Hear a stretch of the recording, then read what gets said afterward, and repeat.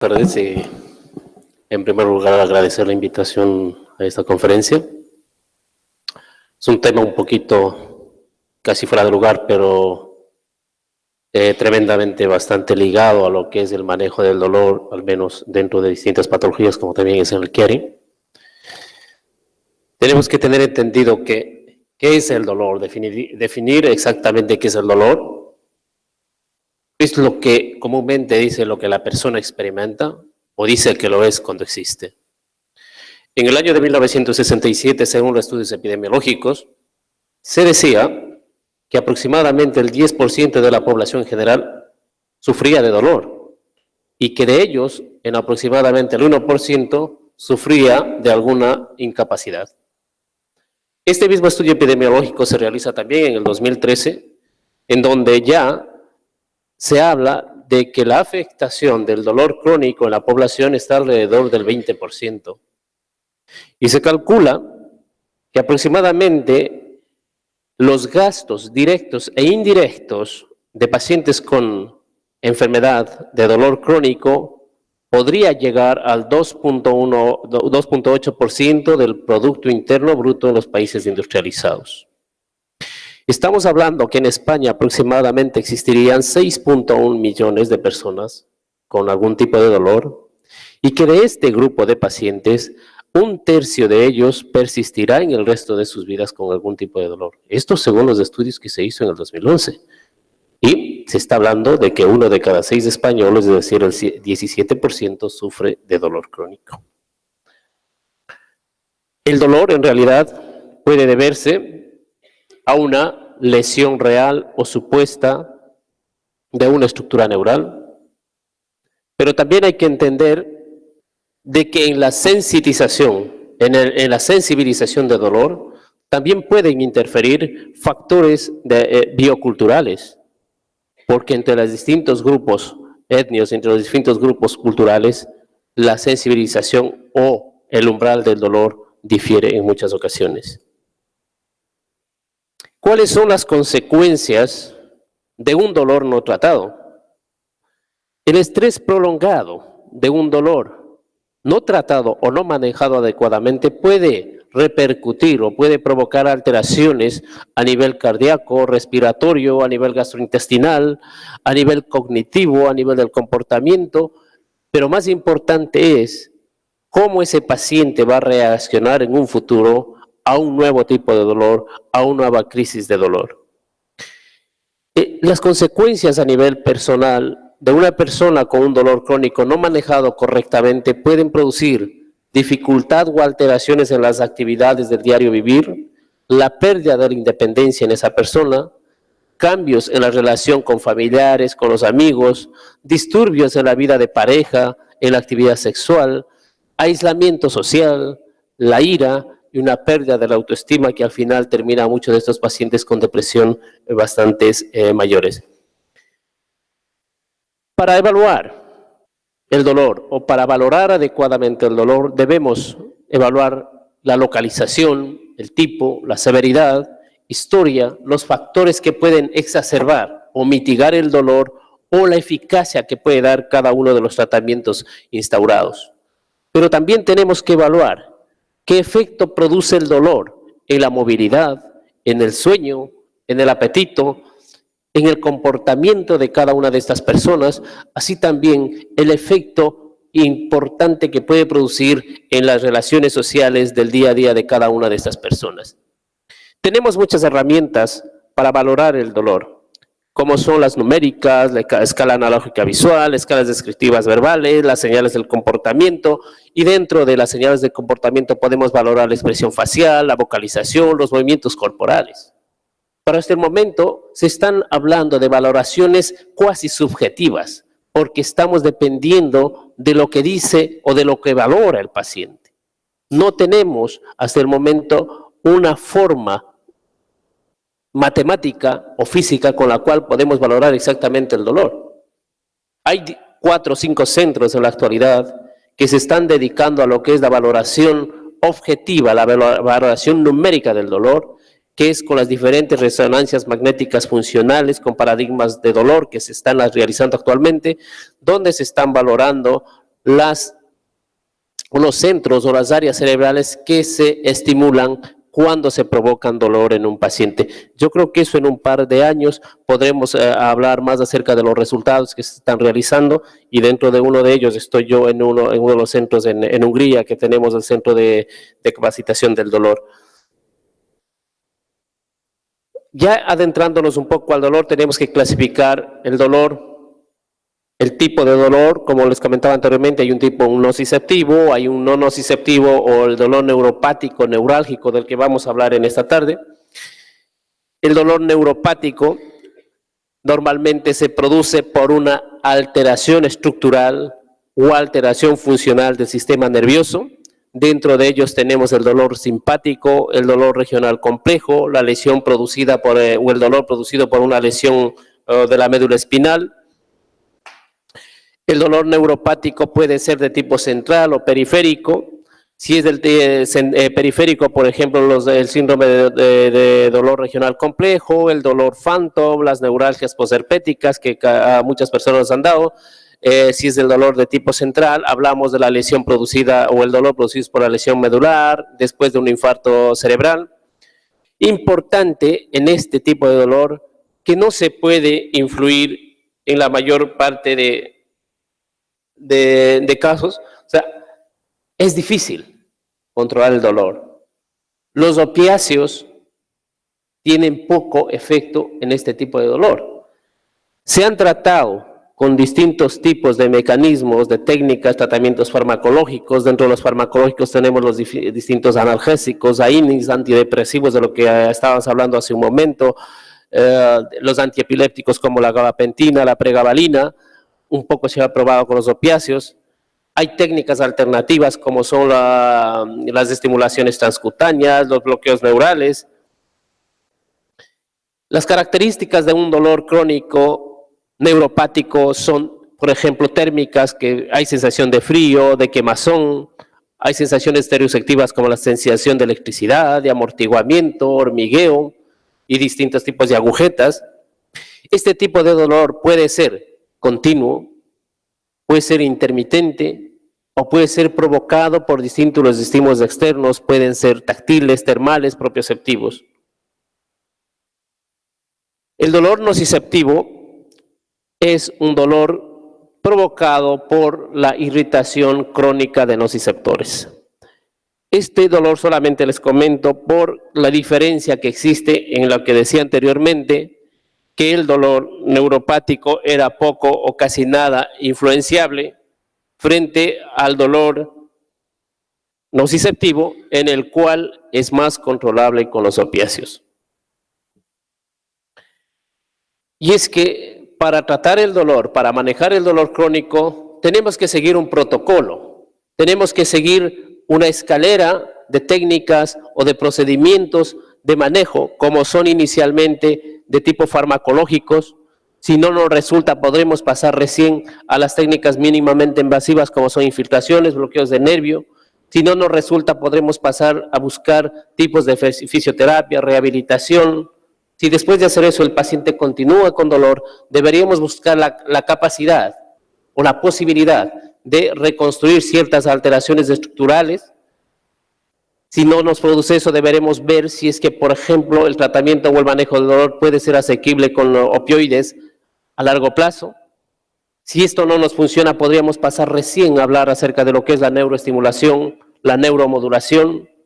Y si esto ya no nos produce efecto, si no podemos manejar con eso, podríamos pasar a la neuroablación o destrucción de ciertas estructuras neurales. Las alternativas de tratamiento en el dolor, la mayor parte de ellos pueden producir corte, deformación o destrucción de las rutas o vías de conducción del dolor, y en la mayor parte de casos son inefectivos. Pueden tener también un efecto temporal, en ciertos casos son contraindicados, pero uno de los aspectos importantes es la producción del dolor por deaferentación, cuando utilizamos técnicas que no están correctamente indicados o cuando esas técnicas no se realizan de forma adecuada. ¿Qué es la neuromodulación? La neuromodulación es la alteración de la función del sistema nervioso central, periférico o el sistema nervioso autónomo. Eso quiere decir que nos volvemos una forma de robótica, que podemos alterar, bloquear el funcionamiento del sistema nervioso, bloquear el funcionamiento de las redes que intervienen en la sensitización del dolor. Puede ser realizado a través de un dispositivo implantado. Este dispositivo puede ser eléctrico, puede ser farmacológico. Importante conocer que no es destructivo, que es reversible. Eso quiere decir que si nosotros aplicamos esta técnica y el paciente después de un tiempo dice que no le gusta, que no quiere saber nada, simplemente nosotros podemos apagarle como apagar el mando con una televisión y el paciente vuelve a su estado natural, a su estado original como estaba previo a la intervención. Importante saber que no cura la enfermedad, que solamente queremos es mejorar la calidad de vida del paciente al disminuir un porcentaje del dolor en el paciente, por lo cual mejora la función, mejora el movimiento, en fin, mejora la calidad de vida del paciente. ¿En qué campos podemos utilizar la neuromodulación? Podemos utilizar, como es el tema de la conferencia, en dolor crónico, en espasticidad. ¿Cuándo podemos utilizar o cuándo está indicado utilizar este tipo de técnicas? Con ciertos tratamientos no invasivos o no destructivos son inefectivos o están contraindicados. Cuando tenemos un diagnóstico preciso acerca de los cambios que tiene el paciente, qué etiología tiene ese dolor, qué tipo de dolor es ese. Cuando se han hecho diferentes estudios neurológicos para determinar el diagnóstico del paciente y se hayan hecho test cuantitativos, eso quiere decir que hayamos hecho pruebas en esas personas y que sabemos de antemano que vamos a obtener como mínimo un 40, un 50% de mejoría o de disminución del dolor. En esos casos estarían indicados la utilización de esta técnica.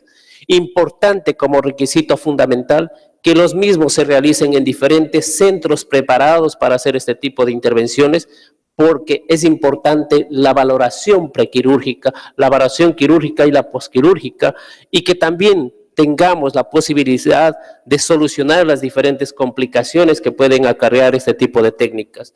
Es importante también indicar que para este tipo de técnicas es importante contar con un equipo multidisciplinario en el que estemos diferentes especialistas como el neurólogo, el neurocirujano, el psiquiatra, el neuropsicólogo, el psicoterapeuta, y cada uno de ellos cumpliendo una función específica en este andamiaje de la técnica de la neuromodulación.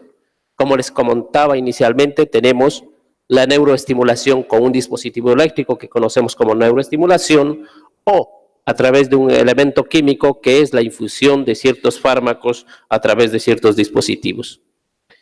Indicaciones. Es un tratamiento conservativo cuando el tratamiento conservativo es ineficaz o no tiene resultados esperados. Cuando ciertos tratamientos quirúrgicos se han realizado o son inefectivos o no son posibles realizarlo. Importante la motivación del paciente. Pero más importante es que expliquemos al paciente que tengan unas expectativas reales. No vamos a decir al paciente que le vamos a curar, que ya no va a tener nunca más dolor, porque eso no va a ser cierto.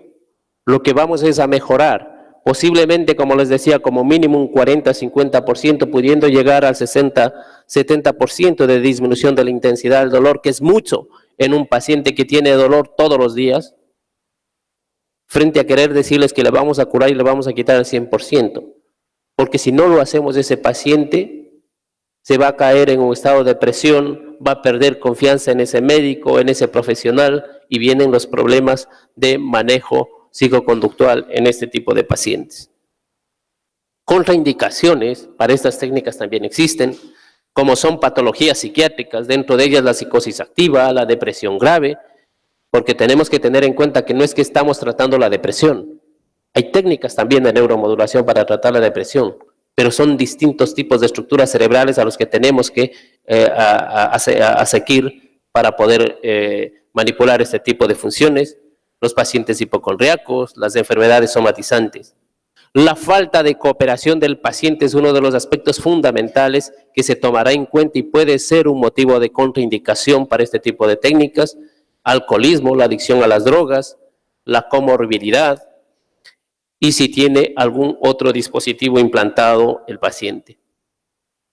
En cuanto a la neuroestimulación, podemos tener diferentes sitios, diferentes estructuras que pueden ser nerviosas que podemos interferir o cambiar la función, como son a nivel del nervio periférico, a nivel de la médula espinal, a nivel de ciertas estructuras cerebrales o a nivel de la corteza motora. Al utilizar la técnica o la alteración del funcionamiento de los nervios periféricos, podemos tratar neuralgias occipitales, las neuralgias posherpéticas, la neuralgia del trigémino, el dolor cervical, la neuropatía diabética periférica.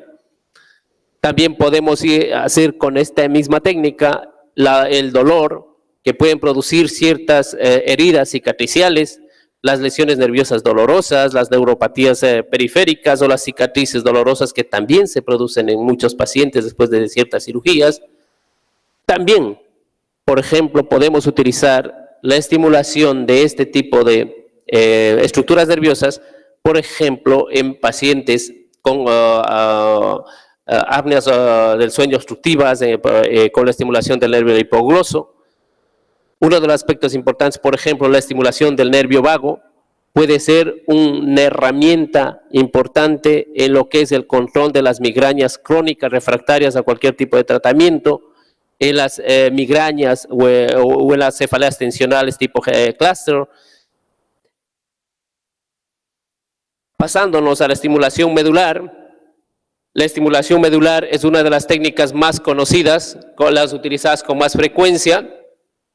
Se están implantando aproximadamente 15,000 por año a nivel mundial. Dentro de ellas, solo en Europa estamos hablando de unos 5,000 dispositivos al año.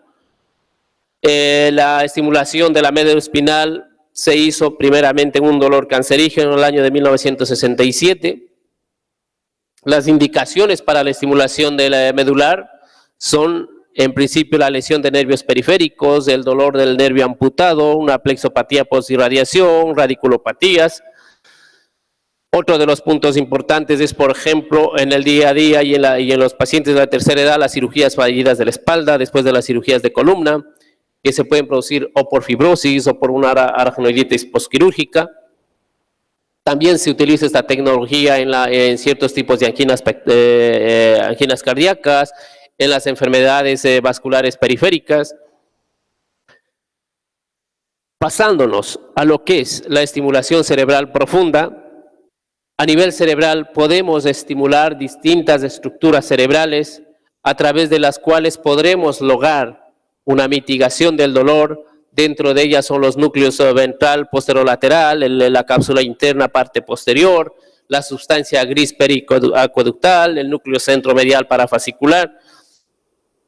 Es importante indicar que en la mayor parte de esas estructuras lo que estamos es buscando interferir en la circulación o en la conducción del dolor a través de las vías neuroespinotalámicas. Es mucho más efectivo si hacemos la estimulación de dos o más centros nerviosos estructurales que hacer solamente de una. Y en el dolor nociceptivo los resultados a largo plazo son más importantes o más equilibrados frente a los dolores por deaferentación. También hay que indicar que en los dolores por cirugías de espalda fallida, la efectividad es superior al 80%. En fin, la estimulación cerebral profunda es eficiente en el control del dolor neuropático de distinta etiología, asegura una eficacia a largo plazo, pero la eficacia varía de paciente a paciente. En los pacientes en quienes la estimulación cerebral profunda es inefectiva en primer término, es necesario buscar otros centros paralelos a los cuales podemos combinar la estimulación previo a indicar que es inefectiva totalmente. Hay complicaciones como cualquier otro tipo de procedimientos, la hemorragia intracraneal, crisis comiciales, neumonías por aspiración, pero también pueden haber fallas del dispositivo, como son fallas a nivel de la infección a nivel de la localización del generador, la erosión de la piel o la migración o el movimiento de este tipo de electrodos que colocamos en estos pacientes. Otra de las técnicas modernas que se está utilizando es la estimulación de la corteza motora. Su eficacia se ha demostrado por estudios clínicos y diferentes revisiones bibliográficas. Disminuye, para utilizar esta técnica tenemos que alcanzar como al menos el 30% de disminución de la intensidad del dolor, caso contrario no está indicado, y se ha obtenido resultados efectivos en un 55 a 64% de los casos. También utilizamos esta técnica, por ejemplo, la estimulación del nervio sacral, en el del dolor pélvico, en el dolor rectal, la vulvodinia, la coxigodinia. Todas ellas también tienen sus posibles complicaciones, pero la mayor parte son corregibles. Hay unos cuantos relacionados con el dispositivo, como indicaba anteriormente, hemorragias del 1 al 5%, procesos inflamatorios 5 al 7%. La indicación tiene que ser realizada por un grupo multidisciplinario, tiene que realizarse en un centro especializado en este tipo de técnicas. Tenemos que conocer que se trata de la alteración terapéutica de la función del sistema nervioso, que es a través de un implante de un dispositivo eléctrico que no destruye, es regulable, es reversible, no cura la enfermedad, mejora la función y la calidad de vida del paciente. Por otro lado, es efectivo en la relación costo-beneficio. Pasándonos a la otra técnica que les comentaba, la administración de ciertos fármacos a nivel intratecal, tenemos dos posibilidades: administrar la droga a nivel intratecal, a nivel de la columna, o administrar la droga a nivel intraventricular.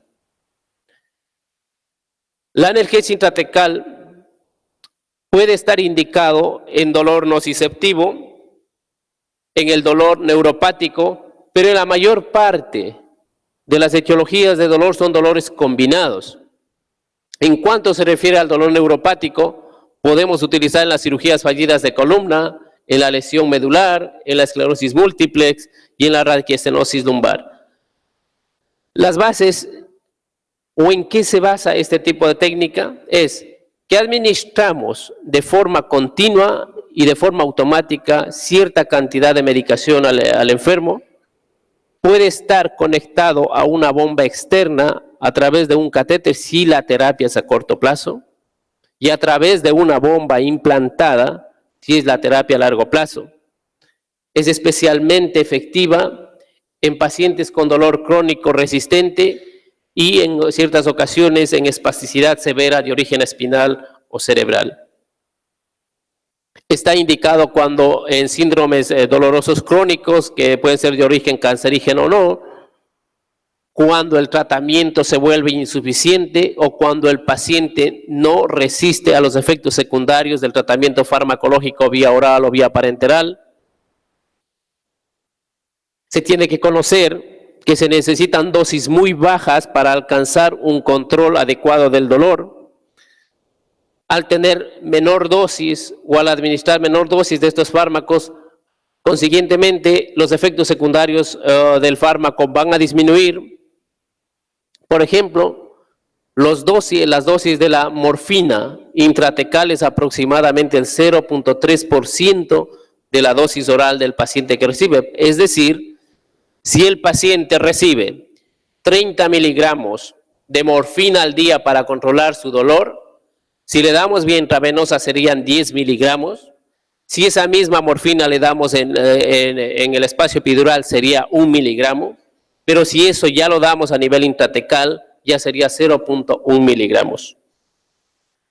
Se pueden utilizar una variedad de medicamentos para controlar el dolor, como son la morfina, la hidromorfina, el fentanil, También anestésicos locales como la bupivacaína, la ropivacaína. También utilizamos el baclofeno en el síndrome del dolor neuropático y dolor central, combinados con ciertos tipos de opioides. El Cyconatide, que es otro tipo de las drogas que podemos utilizar en control del dolor.